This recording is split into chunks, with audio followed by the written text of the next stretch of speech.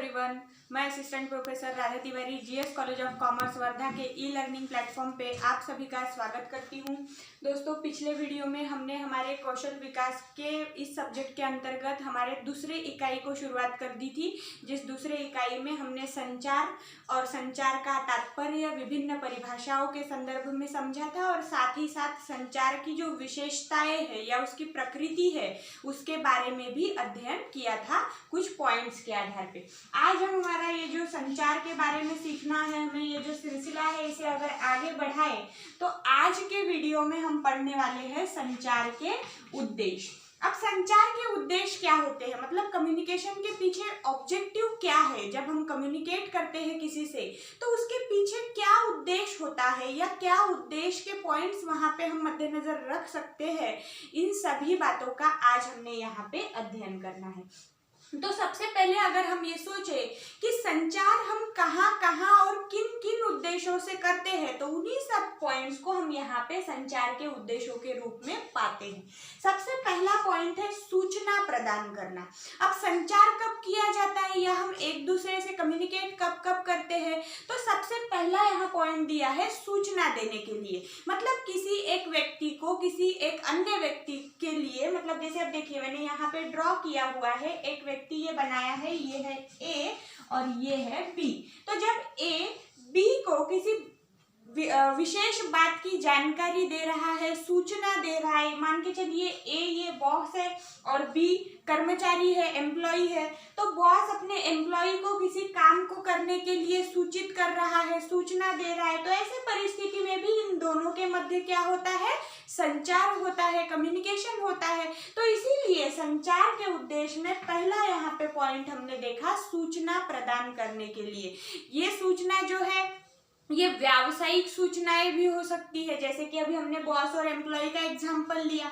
इसके अलावा हम ये बोल सकते हैं कि सूचना केवल व्यावसायिक क्षेत्र में ही दी जाती है क्या, नहीं तो हर जगह, हर व्यवहार में, हर संवाद में एक बार ऐसा हो सकता है कि कोई एक व्यक्ति अन्य व्यक्ति को सूचित करता है, किसी कार्य के लिए सूचना प्रदान करता है। तो ऐसे संदर्भ में संचार का पहला उद्देश्य सूचना प्रदान करना होता है। उसके बाद दूसरा यहाँ पे उद्देश्य बताया गया है सलाह।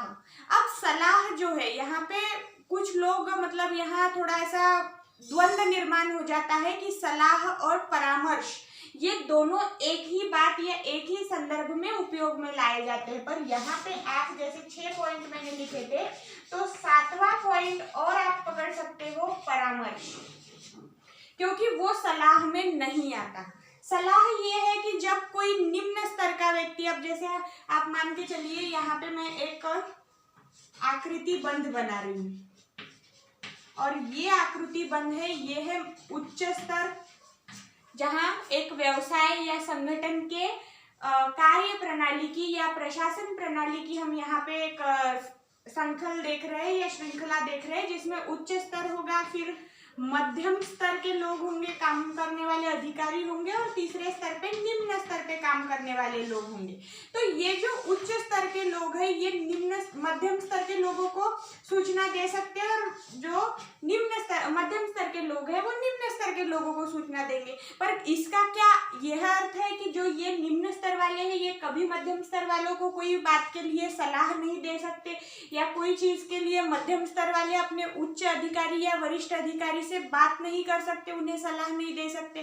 तो ये इसी एक आकृति पर हम सलाह तथा जो हमारा 7वां पॉइंट परामर्श है, इन दोनों को समझेंगे। सबसे पहले सलाह क्या है, तो जब निम्न स्तर से किसी एक बात को करने के लिए अपने उच्च स्तर के लोगों को या अपने से वरिष्ठ अधिकारियों को, अपने से वरिष्ठ कार्यकारियों को सलाह प्रदान की जाती है, सूचना दी जाती है कि हम, अब मान के चलिए कि एक सेल्स मैनेजर है या मार्केटिंग मैनेजर है। सबसे पहले हम ये मान के चलते हैं कि विपणन वहाँ पे प्रबंधक है, जिसको हम मार्केटिंग मैनेजर कहते हैं। उसके हाथ के नीचे एक्चुअल मार्केट में काम करने वाले कई लोग हैं, तो वो मार्केटिंग मैनेजर को, जो उसके मार्केटिंग करने वाले जो पर्सन्स है, जो बंदे हैं, वो बंदे उसको बता सकते हैं कि मार्केट में क्या दिक्कत आ रही है, हमें क्या बदलाव करना चाहिए हमारी विपणन प्रणाली में जिससे हमारे वस्तुओं का सेल सबसे ज्यादा होगा। तो ऐसे परिस्थिति में जब सलाह नीचे से ऊपर दी जाती है, मतलब उसका छोर निचली स्तर से ऊपर की ओर होता है, जैसे निम्न स्तर का व्यक्ति मध्यम स्तर के व्यक्ति को देगा, मध्यम स्तर का ऊंचे स्तर को देगा, तो ये कहलाती है सलाह। और जब एक अधिकारी व्यक्ति जिसके पास अधिकार है वो अपने अधिकारों का प्रयोग करके अपने निम्न अधिकारियों को या अपने हाथ के नीचे काम करने वाले लोगों को जब किसी एक काम करने की या कोई नई कल्पना की बात उनके सामने रखता है, तो ऐसे परिस्थिति में वो कहलाता है परामर्श। अब आपको समझ आया होगा कि सलाह निचले स्तर से ऊपर जाती है और ऊपर से जब वो नीचे आता है तो वो कहलाता है परामर्श। तो यहाँ हमने तीसरा पॉइंट सलाह और परामर्श ये दोनों एक ही साथ समझ लिए, और ये दोनों भिन्न भिन्न है। आप संचार के उद्देश्य में एक पॉइंट सलाह भी लिख सकते हैं और दूसरा परामर्श भी लिख सकते हैं। फिर तीसरा है विचार विमर्श। अब विचार विमर्श क्या है? तो विचार विमर्श मतलब जैसे हमने परिभाषाओं में देखा था कि संचार मतलब दूसरा तीसरा कुछ नहीं, तो अपनी एक विचार प्रणाली, अपनी भावनाएं, अपने जो तथ्य है उनको एक दूसरे के मध्य उनका हस्तांतरण करना, आदान प्रदान करना, यह संचार कहलाता है। तो जब विचारों का यहाँ पे आदान प्रदान होगा तो उसे विचार विमर्श करना कहते हैं। जब यहाँ पे ए और बी किसी एक गहन विषय पर चर्चा कर रहे हैं, मतलब किसी एक बहुत संजीदा विषय पर वो बात कर रहे हैं, तो ऐसे परिस्थिति में ए ने वो बात प्रस्तुत की, बी ने अपनी सलाह रखी, फिर बी ने जो सलाह दी, क्योंकि ये बॉस है, ये एम्प्लॉय है, तो ये सलाह दे सकता है क्योंकि ये छोटा है उससे, तो इसने एक सलाह दी क्या हम ऐसा कर सकते हैं। फिर वो सलाह बॉस को अगर अच्छी लग गई, अगर वो जो वहां पे काम करने वाला वरिष्ठ अधिकारी है उसको पसंद आ गई, तो वो बोलेगा हाँ ये ठीक है, लेकिन इसमें और कुछ हम ऐड कर सकते हैं क्या। फिर वो अपने दिमाग से कुछ ऐड करेगा उसमें, तो ऐसा क्या हुआ, विचार विमर्श हुआ, विचारों का आदान प्रदान हुआ।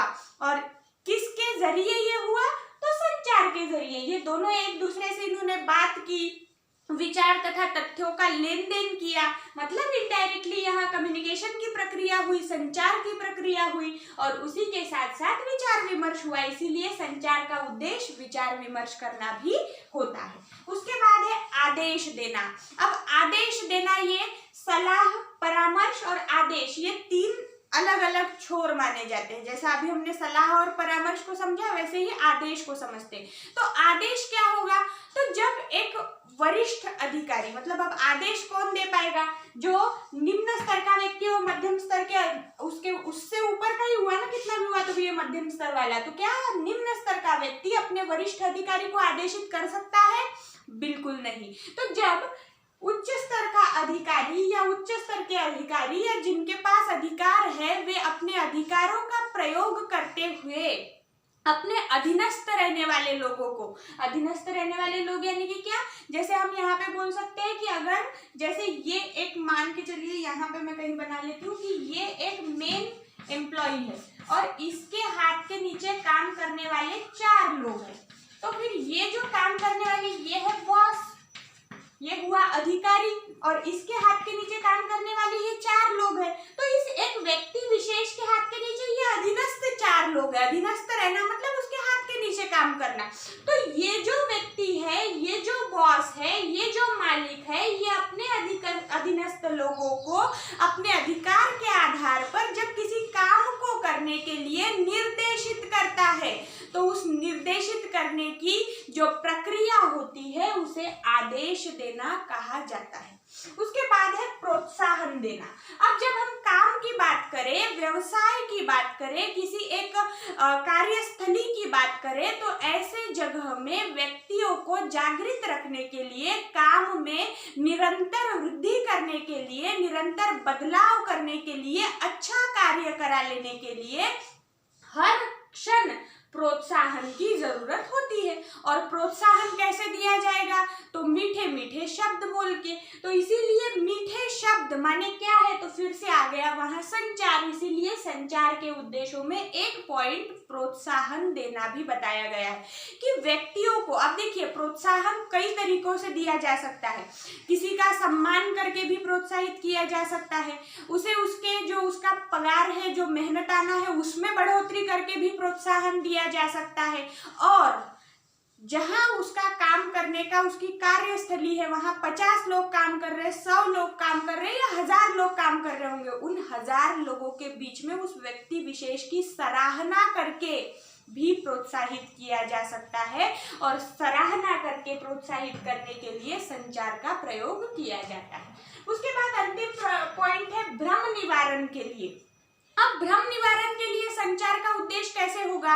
तो जैसे अब हमने हर बार यहाँ पे व्यावसायिक उदाहरणों को ही लिया है, तो मान के चलिए एक नई प्रणाली आ गई। उस नई प्रणाली को ऐसा हम मान के चलते हैं कि हमारी एक बॉटल्स बनाने की फैक्ट्री है, और बॉटल्स बनाने की फैक्ट्री में एक नई ऐसी तकनीक लाई है हमने, या नई ऐसी मशीन लाई है कि जिसमें मतलब जो हमारी पुरानी मशीन थी उसके तुलना में अब ये कुछ नए तरीके की है। तो ऐसे परिस्थिति में बॉस ने या वहाँ पे जो मैनेजर है, मुख्य अधिकारी है, उसने वो मशीन लाके केवल रख दिया, और रखने के बाद किसी वो जो पहले जो पुरानी मशीन जो हैंडल करता था उस व्यक्ति को बोला कि अब इसे भी हैंडल करो, लेकिन कैसे हैंडल करना है ये कुछ भी नहीं बताया। तो ऐसे परिस्थिति में उस व्यक्ति के मन में और अन्य लोगों के मन में भी भ्रम निर्माण हो सकता है कि अब ये पर्टिकुलर काम हम कैसे करें। इसके अलावा अगर कोई एक सूचना दे दी, लेकिन उस सूचना से कोई भी काम कैसे करना है इसका अगर क्लियर वहां पे हम ये नहीं निकाल पा रहे मर्म, तो ऐसे परिस्थिति में भी कई बार व्यावसायिक क्षेत्र में भ्रम निर्माण हो जाता है कि हमें करना क्या है, कैसे करना है, क्यों करना है। तो ऐसे परिस्थिति में लोगों के मध्य संचार के द्वारा भ्रम निवारण किया जाता है। अपने विचारों को वहां पे प्रकट करके भ्रम निवारण करने की भी व्यवस्था संचार के द्वारा ही चलाई जाती है। इसीलिए संचार के उद्देश्यों में भ्रम निवारण करना यह भी उद्देश्य माना गया है। तो प्रिय छात्रगणों, आज के वीडियो में हमने संचार के विभिन्न उद्देश्यों का अध्ययन किया है। इसके बाद के वीडियो में हम इंट्रापर्सनल कम्युनिकेशन का अध्ययन करेंगे, या आंतरिक या जिसको हम बोलते हैं कि आंतरिक या परस्पर संवाद जो होता है उसका अध्ययन करेंगे। तब तक के लिए आपको ये समझना है। शुक्रिया।